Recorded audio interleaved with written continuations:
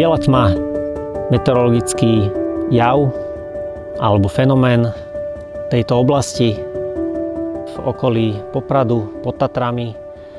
Možno preto krátky príklad, asi každý lyžiar zažil, čo to je biela tma alebo difúzne svetlo, ktoré v podstate zrazu pri úplne bežnej, rutinnej činnosti, či už je to jazda dole sváhom alebo jazda po diaľnici, zmení túto situáciu zo sekundy na sekundu na niečo, čo je zrazu nebezpečné, nepríjemné, neočakávané a môže spôsobiť veľký problém.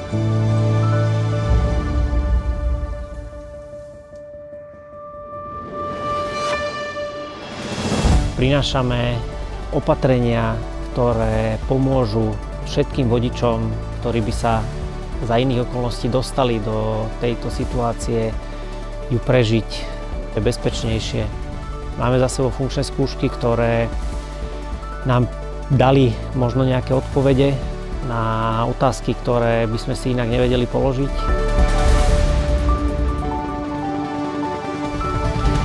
Vo finále vám prinesieme premenné dopravné značenie na podtatranskej D1 v úseku medzi Poprad, Dom Východ a Spišským Štvrtkom.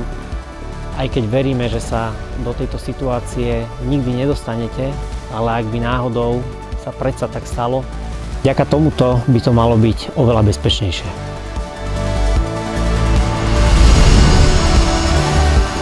A ak sa predsa len v bielej tme ocitnete, tak najdôležitejšie je spomaliť a prejsť ju čo možno najplynulejšie a čo možno najpomalšie.